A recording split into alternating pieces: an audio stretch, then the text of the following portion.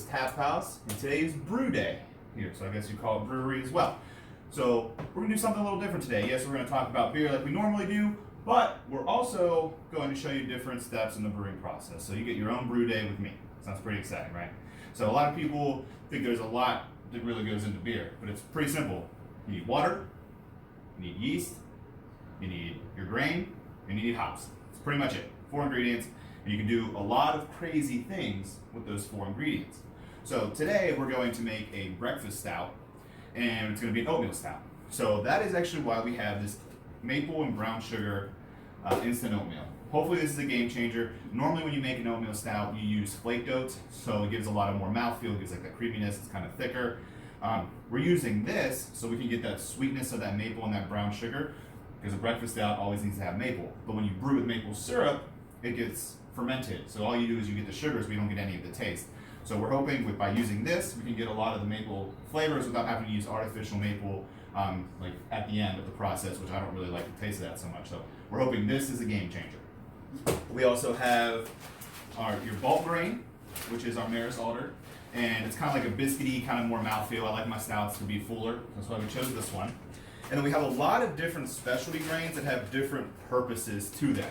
So I should organize this a little better, but we have the caramel malts or crystal malts. These special grains mainly just to add a little bit of mouthfeel and color, add a little bit of darkness to the stout. That's what those are for. And speaking of color, I have midnight wheat. So I use this for the black IPA that we made, and it creates a super dark beer.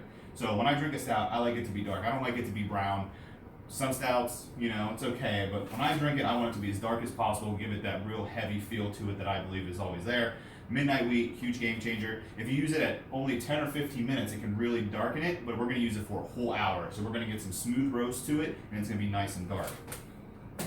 We got some English brown malt. This is used to give like a little bit of sweetness to it, but it's also used because English brown malt's really good at bringing out some roasted flavors. So I wanted a breakfast stout that had maple, had some roast, so we thought about using coffee, and then we're gonna actually put that over blueberries at the end of the whole process. So this can actually give us some of that roast without having to use coffee. Chocolate malt, you use chocolate malt mainly for color. If you use a lot of it, you can get like a lot of dark chocolate bitterness kind of taste. We're not gonna use that much, it's mainly gonna be for color. And then roasted barley. So this is what really separates stouts from porters. So they're both darker beers, but stouts use roasted barley. So we're actually gonna use a good chunk of this in here to really have to bring out some of that roastness so we don't have to add that coffee. One good thing about coffee though is you can use it right as you're putting it into the bottle. So you can drop a couple of splashes in there, you could add a shot of espresso, whatever you want. So if we don't get the roast that we want today, we can do that at bottling. So we're gonna weigh it out, and we're gonna brew, and then as we go on throughout the process, we'll take small videos, piece them together that you can see different steps of the brewing process, and we'll drink beer along the way. So first off, we have Toppling Goliath. I believe we did this on the show before. It's becoming a little bit more widely distributed, so you may be able to find some of this at your local bottle shop. This one is called Scorpius Morchella. It is a double IPA, so I don't know what percent it is. Toppling Goliath coming out of Iowa, and this one does not say. That's on list. I think it's like 9.8, 10%. So you can go ahead and give this one a try.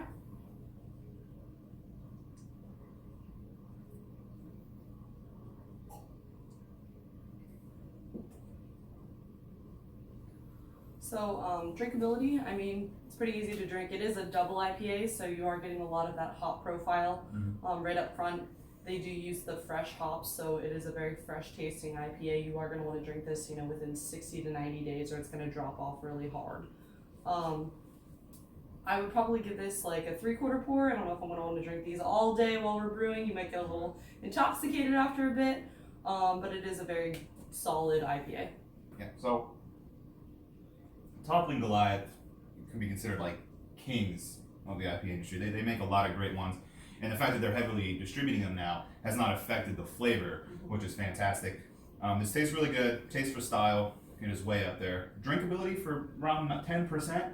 It's pretty easy. It's drinkable, like you can crush them, but it's kind of more bitter than a lot of New Englands are. New Englands mainly go for that citra, that hoppy flavors that you're getting, and they kind of cut back on the bitterness of things. Well, this is a little bit bitter, and it's kind of refreshing because you don't get that in a lot of New Englands anymore. It's a nice bite. I'm also going to give it a 3/4 pour. Like you said, if you drink them, it's definitely enjoyable, but I'm not going to want to drink this all day while we're with brewing. that high IBUs, those are not going to be great to drink all day long. So next step is we're going to weigh out this grain, and then we're going to mill it. I'll take a quick video of milling it because it's going to be loud, so I don't want too much of it, just so you can see what that process looks like. And then our water should be heated by then. We can get started with the mash. All right, so this is our grain mill. And once you plug it in, it's going to turn on. So we're doing this to break down the husks to try to withdraw the sugars in the mash. So go ahead, plug her in. And you just got to grain it up. This is our grain, and now it is in the mash tun. So what is the mash tun? Mash tun is where your grain is in there and you put water in it. Normally it's about 152 to 154 degrees. The reason that is, there's a big scientific explanation behind it, but basically that is the optimal temperature to suck out all the sugars without giving you any off flavors. So there's a couple things you can do. You can have it in there, you can constantly stir it. We have a pump built in, so we can run our pump. The pump, you can then adjust the color. As you can see, it's already a nice dark brown. It will get darker black as all the settlement and things will settle out later. And then what you do is you just keep the temperature on top. So it pulls water from the bottom, puts it on top, and what that does, that just creates the perfect amount of temperature through the entire mash so that you get all the proper sugar so your beer turns out exactly as planned. So this is probably one of the most important steps of the mash, or the brew process, because if you mess up the mash, your beer's not going to turn out right. So why don't you go ahead and tell them what we're drinking now. So now we have a Grainworks. It's called What's in the Middle. So it is an Oreo milk stout. It is coming in at 6.5%, and Grainworks is actually right up the road from us, right here in Cincinnati. So we go ahead and give it a try. It's pretty solid. You definitely get a little bit of that Oreo creamy flavor. It's more of a milk stout, you know. It's a relatively good mouthfeel for a milk stout. I'm going to say it's pretty drinkable, but I'm definitely not going to want to drink this all day. Once again, it's a good beer to just sit around, you know, have one or two maybe. I'm going to say I'll probably give this one a half pour. And I would say, once again, it is drinkable, but what is the other rating? I'm trying to think of what else. Taste for style. Taste for style.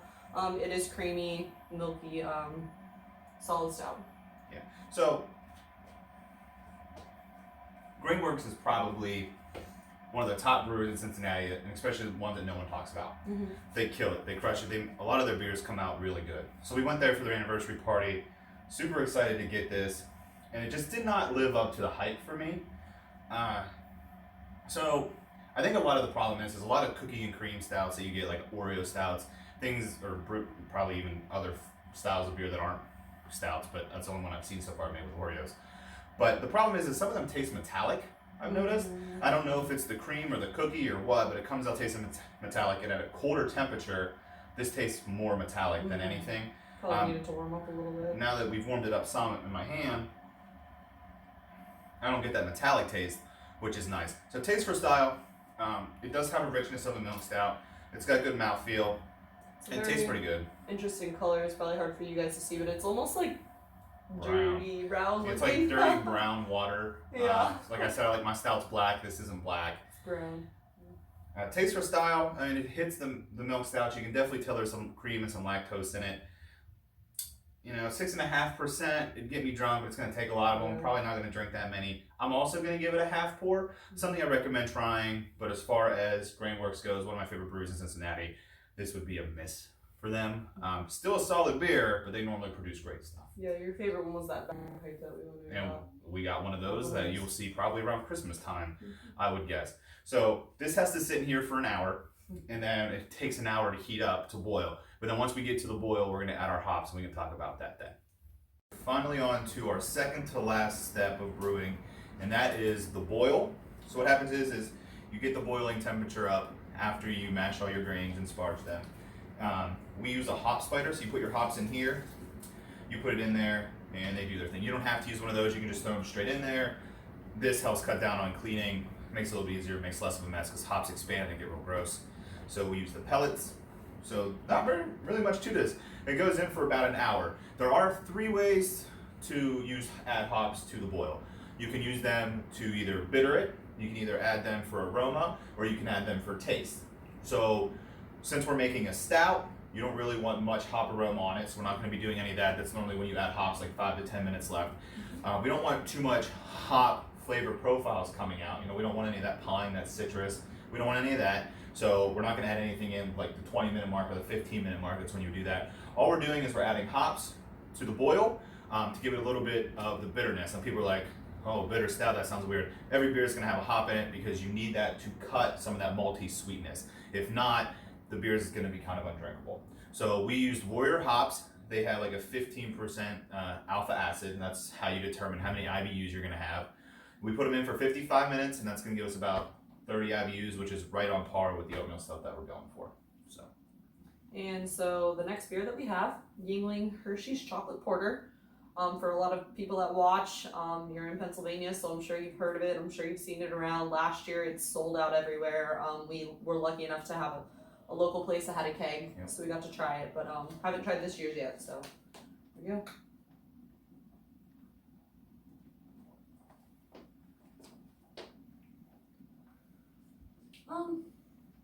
I don't get a ton of chocolate. I'm actually a little bit disappointed.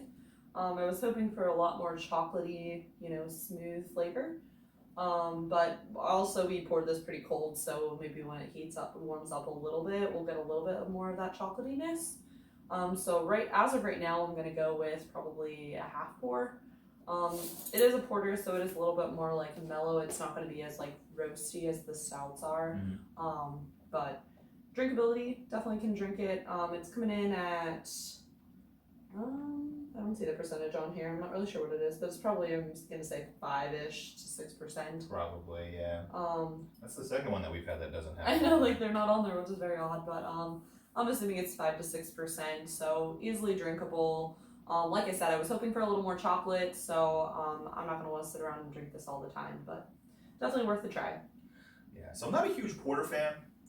Because I prefer roasted barley. So what we talked about earlier is that stouts have roasted barley. That's why we were using it. So it's lacking that. So we don't have any of that. It just has like that maltiness, that darker kind of sweetness to it. I do get some chocolate in it, but not much. Last year's on tap, and maybe because it was on draft, creamy, it was super creamy. It was like a nice deep you chocolate used flavor. A little gadget. Oh, that's right, we did buy that. We have a gadget that turns bottled beer into draft beer. I don't think it really works, but we bought it. It was like $5. Should have tried it out, but so, yeah. This is letting me down just like Pennsylvania did this week. Thanks a lot, Philly. We're finally towards the last step besides cleanup, which is where you have to rapidly chill the wort and pitch the yeast. So we have an immersion wort chiller, and what it does is it runs water through it. We run it through an ice bath. We ran out of ice, so if you can see it, we have like ice packs and things in there, hoping that it worked because we forgot to get ice today. But you run it through here, and you want to try to get the wort chilled as fast as possible, because if you don't, you have things like off flavors. The yeast might not work. It'll probably die if you don't get it chilled quick enough or correctly. And then also your beer is going to be super hazy and cloudy. So we don't want that. So in order to prevent that, we try to get it as cold as possible. And then what's going to happen is we're going to get it cold. We're going to get it down to about 70 degrees. And then we're going to run it into our fermenting bucket. Pitch the yeast. We're going to use California style yeast. That's just what it's called. Not much to talk about on that really. So, and then hopefully in a week it'll be done fermenting. We're going to put it on blueberries after that in the secondary. Hopefully get some blueberry flavor to come out. Use that for a week. We're going to keg it, carbonate it, and it should be good to go. So Taylor's going to talk to you about our last beer. Here you go. You can go ahead and drop it. I got this low. We're good. All right, so don't know if you can really see the color of this. It's very bright green. Looks like, reminds me of St. Patty's Day when they dye you the beer green for you. So this is from Platform. I believe we did the slushies from them before. They had the like red and blue. This one is obviously called Green Martian. So it's a sour ale. It actually has green apple, pineapple, and passion fruit. So we're gonna go ahead and give this one a try. It doesn't tell me the percent on this one either, but I'm assuming it's around, oh actually, This one's coming in at 7.5%, so that's actually More than I thought. actually pretty high. 24 IBUs, so go ahead and give this one a try.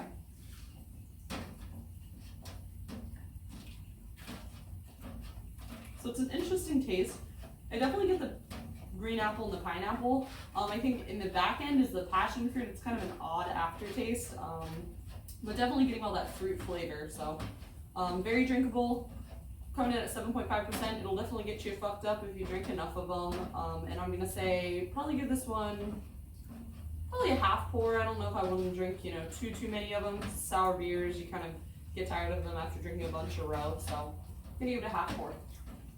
Yeah. Do you want to try it? Yeah, I will. Alright, I'll try digging. It's not hot anymore. Okay. So, after I made fun of Biden supporters, I came out here and shot myself in the dick with the hose. So if it looks like I wet myself, it's just water from the hose. Casualty of brewing. Alright, so I really am a huge fan of the Martians, but the last one they produced before this one, the orange one, was disgusting. It was not good, so I was heavily skeptical of trying this one, but I love pineapple. So when I drink this, it's definitely sour. I definitely get some pineapple, but it's just not the same that Platform used to be. So Platform was actually bought out by Budweiser, and ever since they were purchased, the quality of the beer that they're mass producing has significantly dropped. I don't know if because Budweiser is making them use cheaper ingredients, if they're not using the same specialty grains, if the production has to be flipped over. I'm not really sure what it is, but the production has dropped significantly to me. So taste for style, it's definitely sour. There's some pineapple in there. The color is probably the most appealing thing of all. I don't know if you guys can see it or not. Taste for style, it's definitely what? Thermometer? The thermometer is inside. I'll have to go grab it. But I made me lose my train of thought. Sorry. And I dropped that. Well, let's cut. This last part of the show has really become difficulties. I'm back.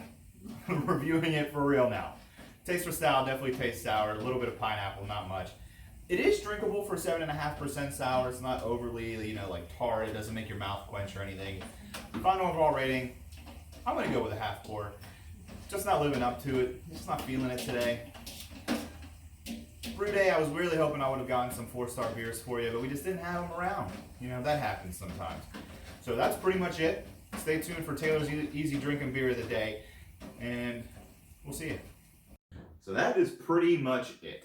So we walked you through everything, through basic ingredients of hops. We didn't really talk much about the yeast because yeast is actually pretty complex and I didn't really feel like getting into it. We talked about grains. We showed you the mash, the boil, the cool down. This is the final product. It's sitting here in our fermenting bucket. We only made 2.5 gallons, so I don't know if you can see it, but it's definitely not full. But this is what it looks like. So we said we wanted something dark.